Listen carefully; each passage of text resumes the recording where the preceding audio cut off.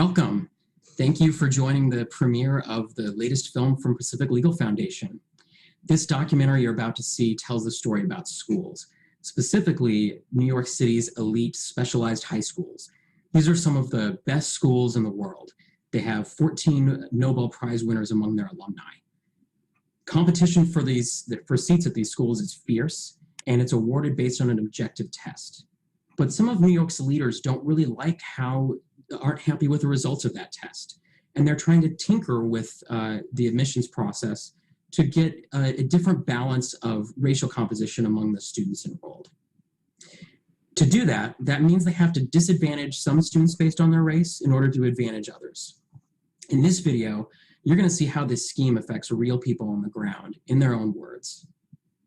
But this is also a story about American values, specifically equality. What should equality mean? What type of equality is important?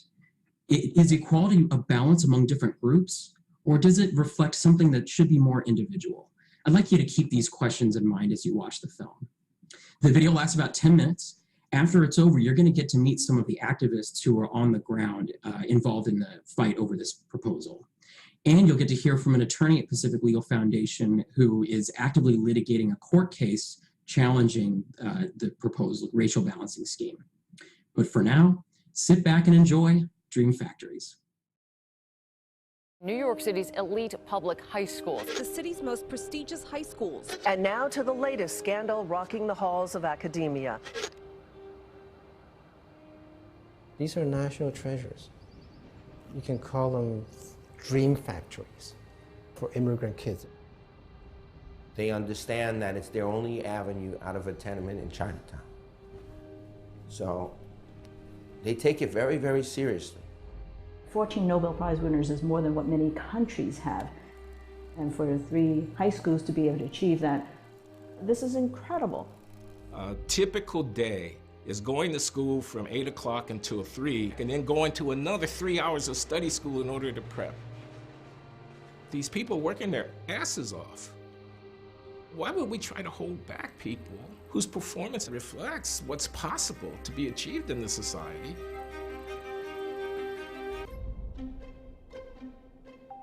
For the longest time, we've got at least 3 big specialized high schools. Stuyvesant is the oldest, then Brooklyn Tech, and then Bronx Science. They go back to the early 1900s. They're basically formed to educate the most advanced and the most talented kids in New York City for science and math.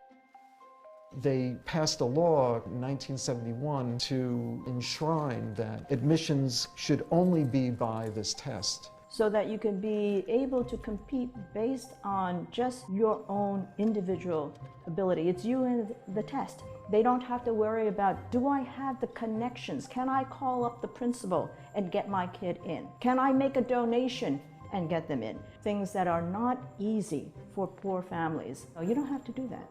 Most of the students who attend the specialized high schools are actually poor. A lot of them are immigrants. Most of them, their parents do not even speak English.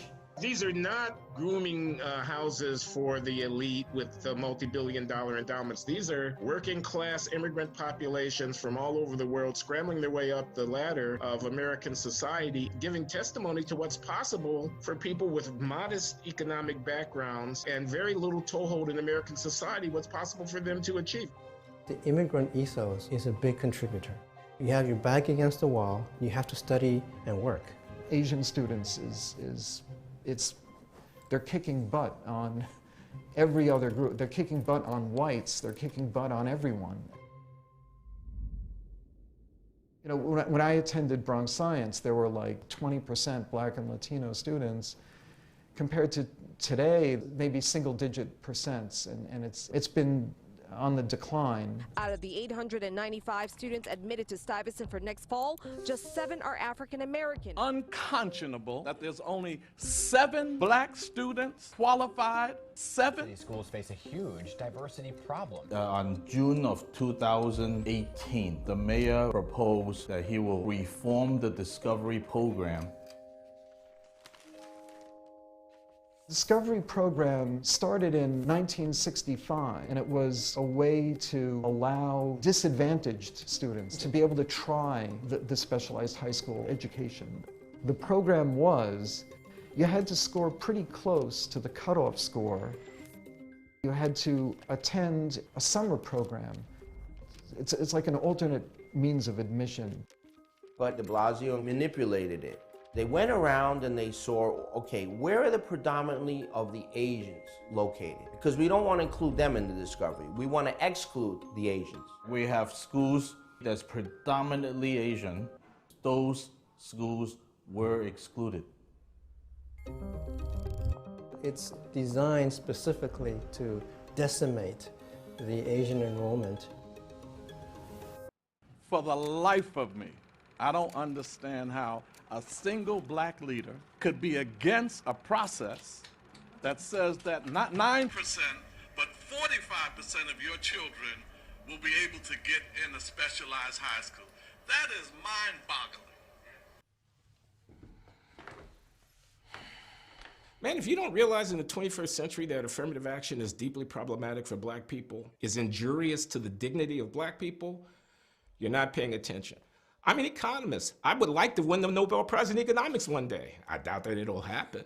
But if it did, it'd be a good thing. It'd be a great day in the Lowry household if I did. But damn it, it would be worth nothing if the committee that awards Nobel Prizes had been picketed by Black Lives Matter for 6 months before they awarded it to me, demanding that a black American be given the Nobel Prize in economics, which has never happened. So here's my statement to Assemblyman, whatever his name is. Keep your hands off of my honor. Let me achieve or fail on my own merit. Then when I achieve, it will have redounded to my benefit because I will have achieved it on my own merit. These immigrants, these are not rich people. These are not Chinese billionaires that are, moving into Soho or whatever. These are struggling families of, modest, relatively modest means on the whole. They also come from, poor sections of the city, and they're immigrants and struggling to, for the American dream. Are you pitting minority against minority? Oh, absolutely not.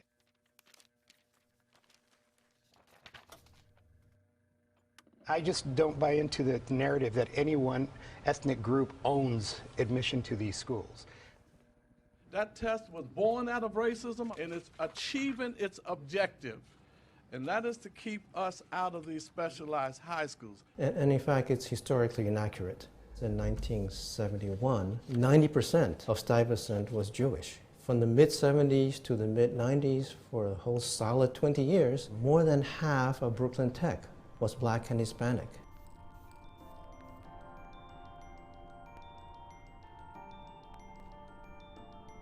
So nobody owns it. The roots of this test, they block even the possibility of racial discrimination. It's colorblind. Either you know math and you know English and you get in. Good evening. Good evening. My uncle, 1932, a child of sharecroppers, took the test for Stuyvesant High School. He passed, but they made him take the test twice. He took it twice, and he passed it twice. They had no choice. They had no choice but to let him attend. I know in 2019, kids of color can pass this test. We can. So if the same test was not biased then, how did it become biased now? The problem is not the test. They are trying to distract our attention from gross failures in their system. They want to distract you from the real problems in the education system here. They want the public focus. Oh, let's talk about the specialized high school. Why are you talking about less than 1% of New York City children? We're spending all the time on 3 schools and ignoring the schools that we can change right now. I haven't heard the chancellor or the mayor or anyone saying what we're doing about those schools. We shouldn't let you and others deflect the strategy away from the 3 schools to talk about other schools that the city can take care of. We're going to deal with the city and those other schools, but stick to the point. there are schools where 90% are not proficient in math and English, yet 90% of them pass their grades. I don't know who's ever said that we're not preparing kids in the elementary schools and middle schools. We're doing a lot of work. Students have come forward saying they were given answers to tests and were promoted to the next grade level, even though they had failing grades.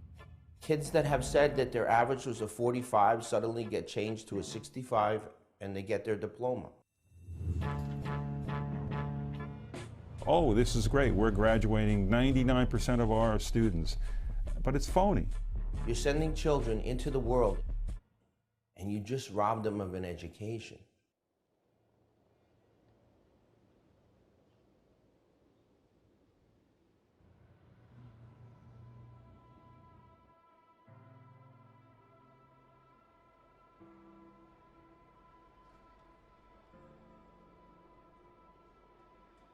Civilization depends on meritocracy.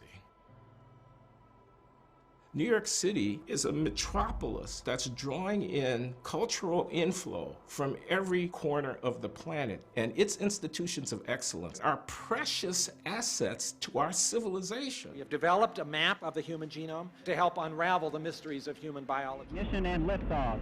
Liftoff of mission 51D and the 7-member crew of the comforts that we enjoy, the long life expectancies that we have, the high level of wealth that surrounds us, these are all the fruits of human genius and achievement. On the behalf of the Royal Academy of Sciences, why would we try to hold back people whose performance reflects what's possible to be achieved in this society? My grandparents worked in sweatshops so that I could have a better future here. We should have an equal amount of chance and opportunity to go to a specialized high school. The Pacific Legal Foundation is now working with several families. They announced the filing of a federal lawsuit in front of a packed audience. I want this fair and equal opportunity for my 2 young children. For the Asian parents, I am so proud of you. Keep up the fight.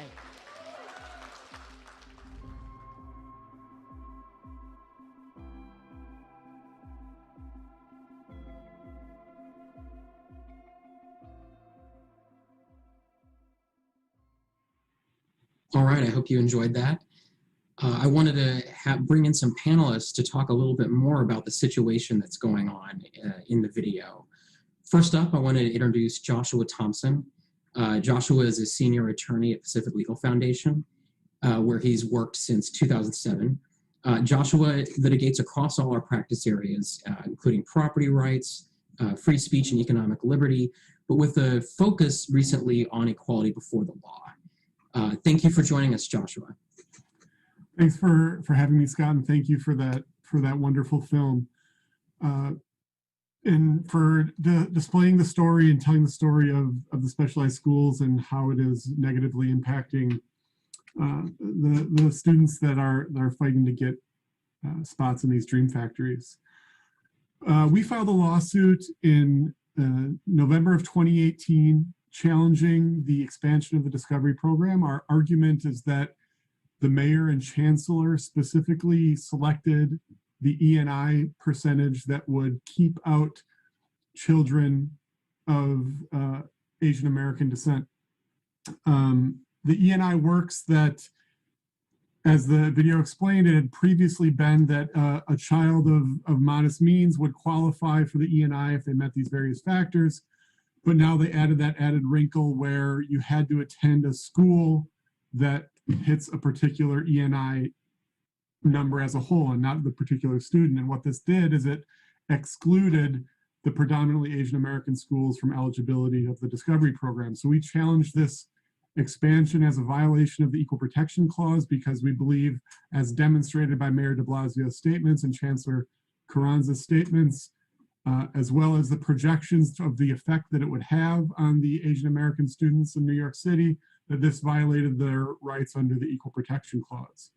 We sought immediately a preliminary injunction to halt the Discovery Program before it would go into effect. That hearing was held in January of 2019. The court denied our preliminary injunction, which we immediately appealed. That appeal was heard by the Second Circuit, who dismissed it on sort of a technicality, but allowed us to proceed to the merits of our case. That happened in the fall of 2019, and since that time we have been litigating the merits of this case.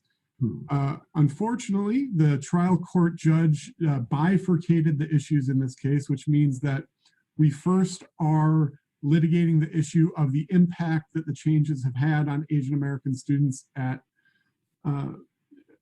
in the specialized schools in New York City. And then once we establish that impact, we will be able to proceed to the intent phase that this was intended to have precisely that impact on Asian American students. Now, the one major wrinkle that happened during this litigation is, despite the mayor and chancellor's best efforts at keeping Asian American students out of the specialized schools by eliminating their eligibility, of schools that were predominantly Asian American, the Asian American students of New York City have managed to nonetheless keep their numbers high at the specialized schools. That means that although schools like Christa McAuliffe, and you'll get to hear from Vito LaBella soon about the impact that this has had on his school, or on that school, Asian Americans students at other schools that are still E&I eligible have managed to win seats to the specialized schools. So although the program was intended to have a dramatic racial impact, and has still in fact impacted hundreds of students, it has not had the broad racial impact that both Chancellor Carranza and Mayor de Blasio had hoped it would. So our argument now is centering on if the program was intended to have a racial impact and has in fact had an impact on students, specifically the students at Christa McAuliffe, because they are Asian American, it is still a program that violates the Equal Protection Clause. It was still intended to and has negatively impacted individuals because they are Asian American. So we are in the process of litigating that issue. One of the major blocks that has stalled the litigation is we want to figure out why the city has calculated the E&I number as it did. So the E&I number, this index that determines which schools are eligible for the Discovery Program and which schools are ineligible for the Discovery Program, is a little bit vague in how the city calculates that. We think that once we filed this litigation that they manipulated those numbers, or they very likely may have manipulated those numbers in order to potentially avoid the arguments that we were making in litigation. COVID hit, and we have been waiting for months for the city to produce those documents to us. They are expecting to produce some documents in the coming weeks, but we have had to move for extensions of time in the trial court to receive all the documents that we are entitled to so that we can prove our case before the district court. In any event, we are expecting that first wave of litigation and the motion for summary judgment should happen sometime either by the end of this year or early next year, at which point we will either appeal the case to the Second Circuit again or proceed to the second phase of trial. In any event, this case is long from over. If we are victorious, it is highly likely that the city will appeal. And if the city is victorious at the trial court, it is undoubtedly certain that we will appeal, and this case very well could be headed to the Supreme Court someday. But we are actively litigating this case. We are trying to vindicate the rights of the Asian American students who have been negatively impacted by the mayor and the chancellor. And I'm happy to be able to turn it over to a couple of our clients to explain further how these policies have impacted them and the students that they represent. Thank you. Great, thanks for the update, Joshua. Before we move on to the next panelist, I want to remind everyone, I'm going to offer some questions after everyone's given their opening remarks, but if you have any other questions for the panelists, type them in the chat and we'll be responding to them there as well. Up next, I want to introduce Wai Wah Chin. She's the charter president of the Chinese American Citizens Alliance of Greater New York, or CACAGNY. That organization exists to empower Chinese Americans and advocate for their interests based on the principles of fairness and equal opportunity. Wai Wah, good to see you again. Thank you, Scott. It's great to be here, and I want to thank you and PLF, and of course, Josh and the entire legal team. This has been an amazing journey for us. You've stood up for us, supported us, and in this very, very critical issue. Ever since we recharted here in 2016, CACAGNY has focused on education as a key issue. Why do we do that? Because it's such an important one that defines all of our children. It's in this area where we're also getting extreme discrimination. And so in New York City, we have so many recent immigrants, and for them, as well as other Asian Americans, public education is integral to their realizing the American dream on behalf of themselves and their children. So I want to tell you a little bit about, where we are in some of the other areas. It's not just the specialized high schools where we are facing discrimination. We're facing them in the screened schools, what they call the screened schools that are not by test only. We're facing them in the gifted and talented programs.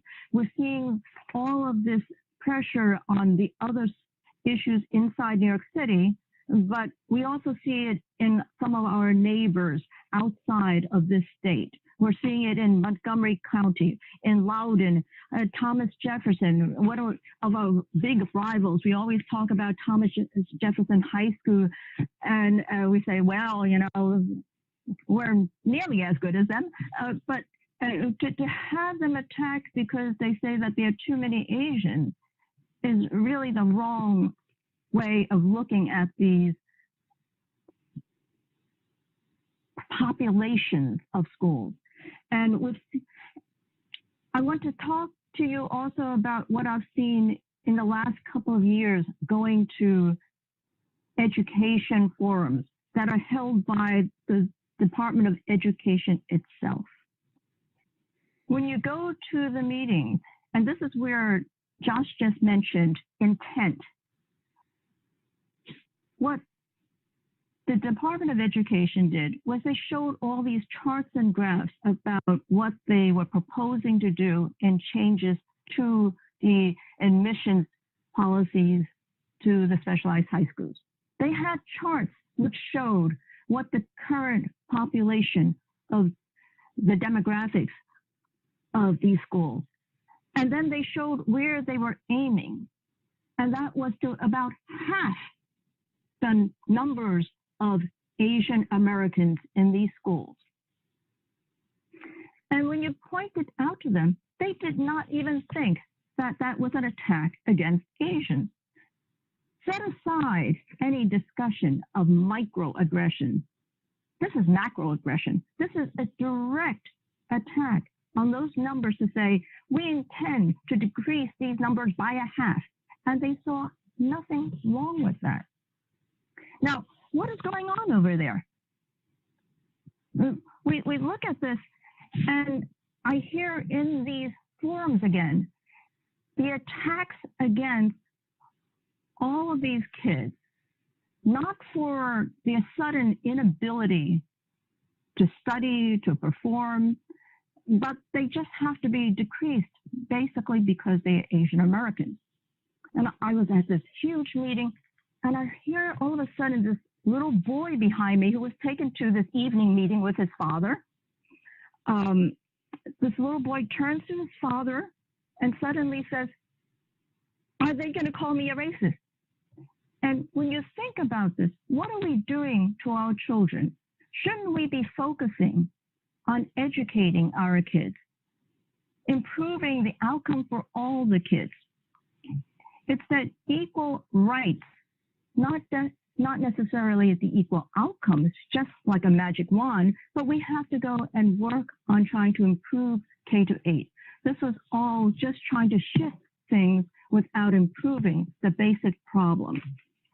And so we're looking at the issue here from a discrimination point of view and say, why is this happening with this huge confluence when people are talking about race, and more race? And this has been increasing like a crescendo. Glenn Laurie just recently said, you know, if you look at, and it was great to see Glenn Laurie in the film there. He was just marvelous with his comments there. But he just recently said that if you think about the amount of anti-Semitism around the world, you would often call them, quote unquote, overrepresented. You know, we shouldn't even have this discussion of underrepresented versus overrepresented. People should be represented by their abilities, by their merit, ability to perform in these STEM schools. These are STEM. And so he mentioned, you know, we spent, Einstein in 1903 produced 3 amazing papers. Each one of them could have changed the world. Each one of them merited a Nobel Peace Prize, one on relativity, one on Brownian motion, one on something else. I don't even know what, but you know, there were 3 seminal works that could have each changed the world. And he said if he had spent all his time worrying about anti-Semitism, we would not have any of his papers and all the great things that he's done. And so, you know, I want to bring back to why is this happening? And a lot of it is because of people, instead of thinking about trying to stop racism by stopping racism, you have instead a whole theory that is saying that we should deal with past discrimination by present discrimination. And this is something that we should not have, because it does not correct it for anybody.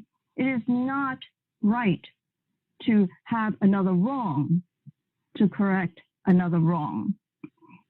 This is like having, if we discuss inequities in the past, we don't cure by more inequities against these kids who had nothing to do about the problems before. And so when you try to, what we want to do is work with our neighbors, work with improving the education for everybody, but we should not have a cult-like attempt to say that we've got to discriminate against poor kids, pitting one poor group of kids against another poor group. And we cannot take people out of their different time zones and geographies to cure what we cannot define as exactly the problem. And so the problem we know is what we've got to fix K-8, but we cannot have solutions that will be disjoint from the actual individual. You know, we cannot try to solve the problems of education that way. So that is the heart of the discrimination here. You know, we cannot have our children being discriminated against in this manner. And we can see that Carranza and his mission in all these last several years has been precisely that in all of these areas of the specialized high schools, in the screen schools and G&T. And what he's doing is illegal and it's immoral. And that must be stopped by the justice. So thank you so much, PLF, and it's a great film. Thank you. Thanks so much for that, Wai Wah. I appreciate that. Up next, I wanted to introduce Vito LaBella. Vito is president of the parent-teacher organization at Christa McAuliffe Middle School, where he champions the needs of middle schoolers, many of whom are disproportionately affected by this racial balancing scheme. Vito? Thank you so much, Scott. First, I want to reiterate what Wai Wah said. I want to thank you guys for all the work you're doing and everything they're trying to do to help our school. Our school is a school of about 1,000 children. We are 67% Asian, and there were very real consequences to what the city did when they expanded the Discovery program, first to 12% in 2018, and then to 20% in 2019, last year. Previously, we sent over 200 children to specialized high schools, so 2/3 of our graduating class. And, you know, the last 2 years, predictably, it's gone down by exactly or very close to the percentages that the city expanded the Discovery program by. So we had 12% fewer kids in 2018 and 20% fewer kids last year. So 150 children over the last 2 years who would have been able to attend these schools now can no longer do so. And in the rule of unintended consequences, I know of a handful of children who happen to be Black or brown who would have certainly gone to these schools in 2018, prior to 2018, prior to this expansion, but because they go to Christa McAuliffe, and even though they themselves have an ENI above 60%, so they're kids of modest means, as we've talked about, because they go to Christa McAuliffe, which is arguably one of the better middle schools, some would say, I would say, the best middle school in the state, because they go to our school, they're not eligible to go to a specialized high school. It seems ridiculous, right? It's social engineering, and whenever government attempts to social engineer anything, they inevitably fail, right? And people get hurt that shouldn't be hurt, and these handful of children, anecdotally, they're one of the handful of children that the city is supposed to be helping, but have ended up hurting. So, and again, also what Wai Wah said, as far as gifted and talented, and as far as other screen schools, there are people out there that, for whatever reason, want to throw it all away. They can't understand why anybody would want these programs. These programs, these gifted and talented programs, these screen schools, they go to the basis of what the film talks about, the American dream. And for the city to not expand them and to try to bring more children into them is just ridiculous. So anyway, so thank you very much again for everything you're doing. And if I could answer any other questions, I would be really happy to. Thank you, Vito. Actually, my first question is for you. I'm curious if you can walk us through more from the perspective of a parent. How do these new changes to the program actually impact a parent at Christa McAuliffe?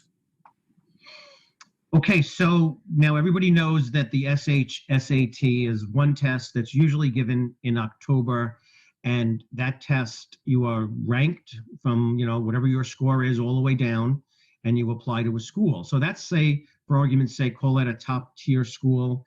So the second tier schools are screened schools. Screened schools are programs that usually require some combination of grades and state test scores and not one single exam, as the specialized high schools do, in order to get into these schools.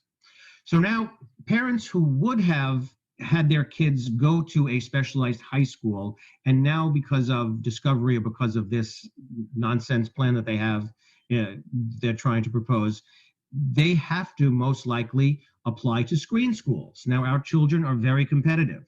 So the fact that they just missed the SHSAT, they probably did well enough on the state exams, and they probably did well enough in their grades to get into these screen programs. Now, so far it's been 150 kids over the last 2 years. But we have to understand the domino effect, and this is very important. And again, it goes to unintended consequences. If these kids are pushed out of the specialized high schools, where are they going to go? Well, they're going to go to most likely screen schools. So which kids are they pushing out? And where are those children going to go? The city never, ever thought about this and expanding the alternatives to where these children who no longer can go to specialized high schools, give them an opportunity to get an education. There's not enough room in the screen programs or maybe even the parochial schools or private schools to take up the slack. And if these kids do get pushed out, people with means will leave the school system, but that'll push out other children who would have attended these other schools. So it's just the city didn't think about anything, really.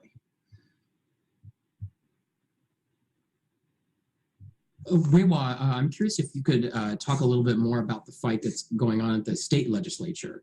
The changes to the Discovery program we've been talking about haven't been the only things being discussed. There's also been a movement to reform the test entirely. Correct.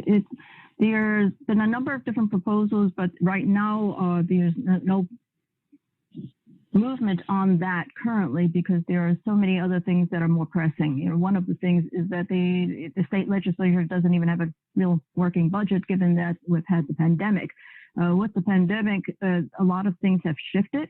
And what we are concerned about, of course, is with the increasing delays on the SHSAT. We haven't had real good plans about how it's going to be administered, and that is required by law. By law, it's supposed to be administered very soon. So it's a little bit shifting, but I think that the right thing for the legislature to focus on in going forward is how do we expand the pie? This is, again, not a zero-sum game. The right thing is to increase the number of kids who can perform better. So we should be putting efforts into that and into creating more seats for all of the children. So we could create more specialized high schools, not take away seats from Asians. That is the wrong thing to do. And so that is the correct focus. Whether we'll get back to that very soon or not is a good question given this kind of environment. Vito, I wonder if you could also talk about what you see as the more appropriate reforms rather than the kind of racial tinkering that we've been talking about. Well, the Wai Wah hit it on the head, right? We have, I think the numbers are approximately 1,200 Black and brown kids who scored a 4 or better on their state exams, as well as a 90 plus on their grades. No question, those children should have some place to go, and they should have access to a program that's every bit as rigorous as any of the specialized high schools. In fact, I would like to see some kind of standardization between the specialized high schools as well as between these screen programs. Let's up the game for every single one of these screen programs, expand them to cover everybody, and then make it so that you don't have to feel like you've got to go to a specialized high school. Now, my 2 older boys, Evan and Dylan, they're at Brooklyn Tech, very happy with the experience. But if I could get the same experience at Fort Hamilton Honors, they could walk to school, they don't have to ride the subway till they're, a working stiff like I was, then hey, I would choose that program. But we have to make sure that the programs are equivalent. And that's where the DOE and the city has failed. And this progressive mayor has had almost 8 years to do this, and he's failed to do it. Joshua, I wonder if you could talk about some of the other places where this is happening. Wai Wah hinted that there's some areas here in the DC area where I'm located where this is an issue. Can you talk about some of the legal challenges that are brewing there? The desire to racially balance schools in particular is unfortunately a growing trend. I think we've first seen it at the collegiate level. Harvard is famously involved in litigation right now where they are trying to balance schools along their preferred racial demographics, and to the detriment, once again, of Asian Americans. And there's a challenge at the First Circuit that was just heard a month ago, challenging their policies as in violation of Title VI. There's other university challenges. There's a challenge at the University of North Carolina. This has now only recently migrated to the high school level, where New York is trying to limit its Asian American students at the specialized schools. We have also seen it and have filed a lawsuit challenging Montgomery County, Maryland's decision to engineer their magnet school, elite magnet school admissions. There's been a lawsuit filed in Loudoun County, Virginia, challenging that school district's decision to racially balance their select high schools. And we're even seeing it now at the potentially most prestigious high school in America, Thomas Jefferson in Fairfax County, Virginia. I say potentially because I think some of the folks here from Stuyvesant may argue that Thomas Jefferson may be second, but it's at least one of the more selective high schools in the country, one of the most prestigious.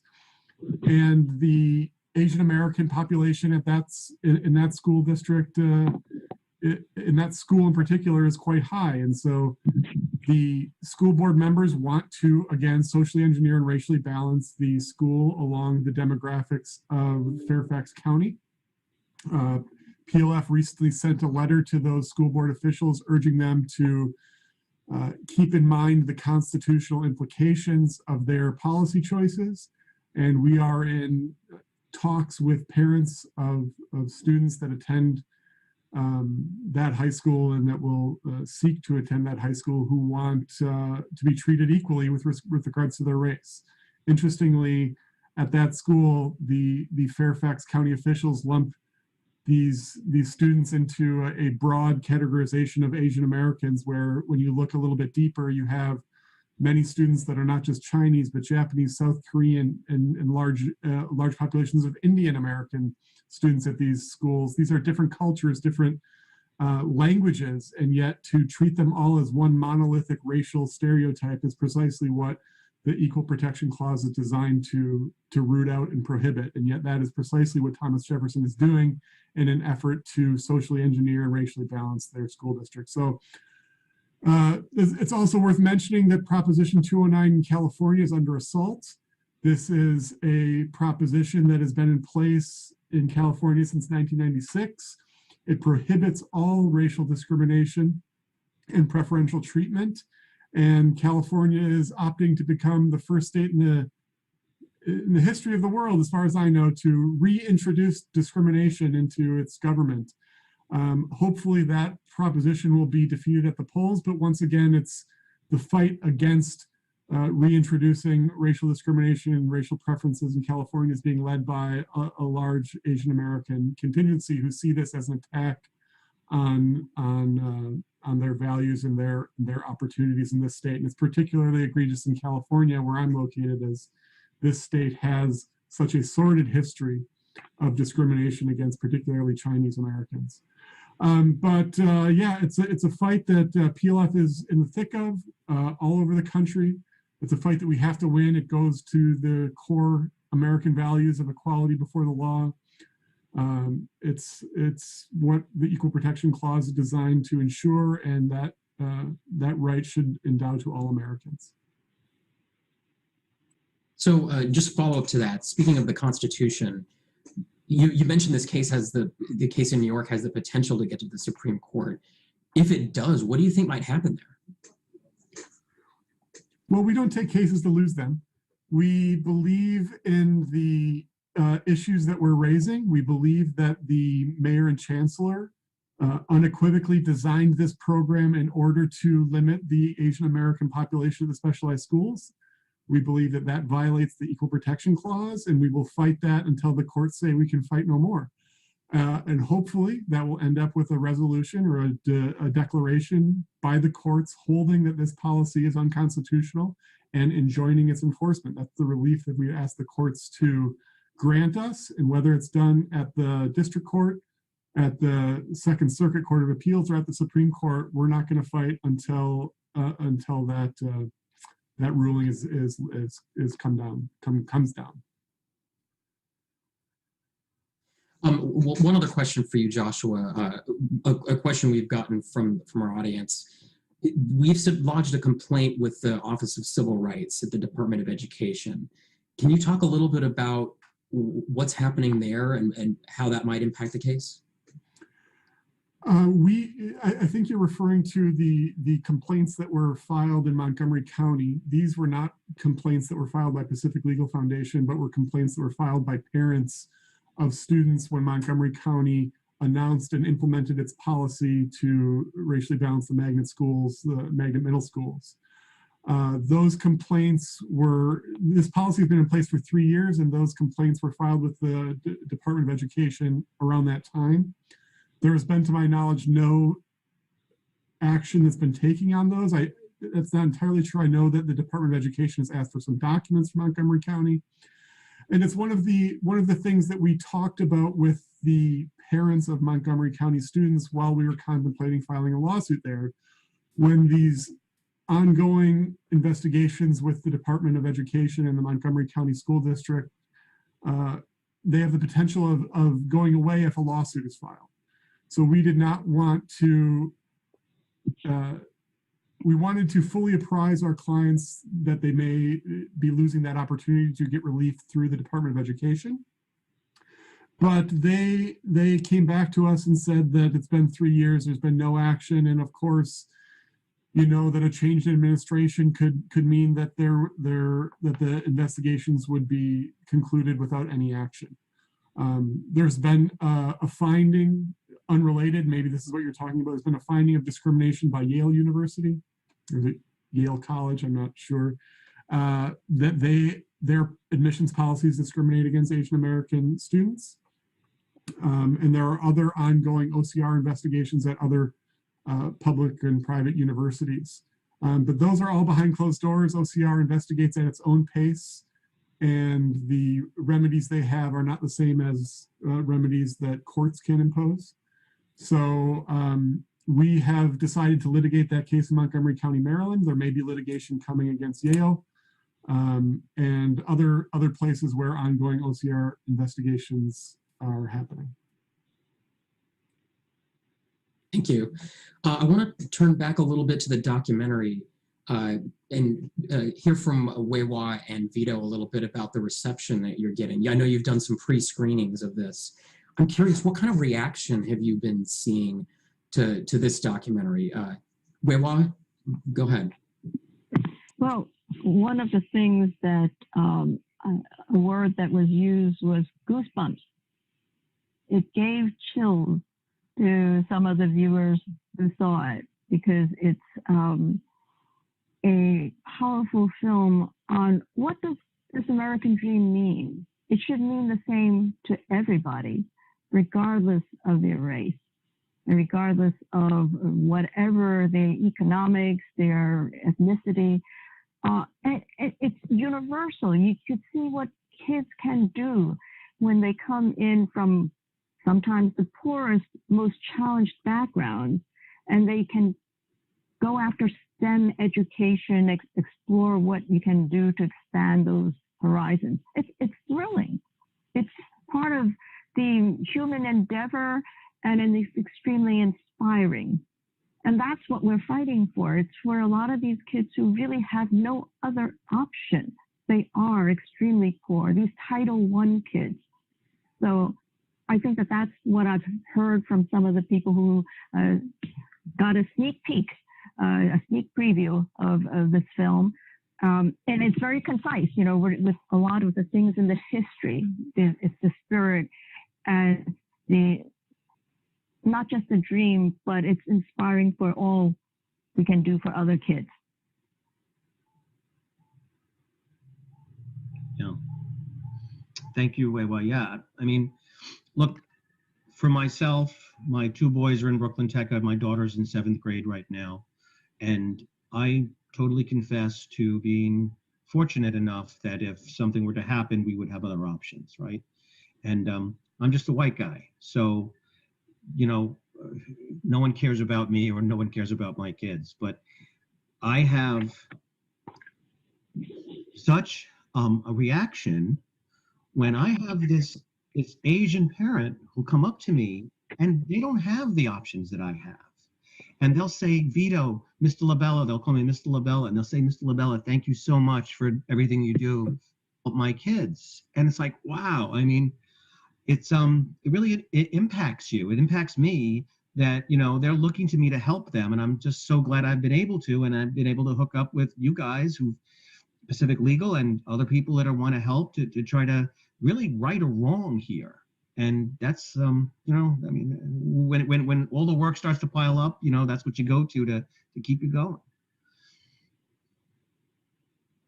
Joshua, any last words? I want to pick up a little bit of what Wai Wah said. I think the one thing that we don't want this to be seen as an Asian American versus other races. I think what we're fighting for here is an American ideal.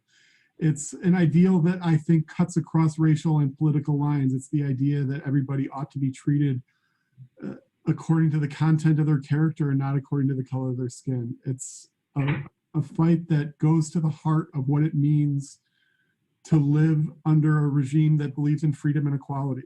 That is what we're fighting for. That is what this film explains. And I think and hope that more people will join us in that fight. I don't think that this is in any way an Asian American fight. I think it's a fight, and we have and encourage individuals of all races and all Americans to come and join us as we fight for what we believe in and what the Constitution is supposed to protect.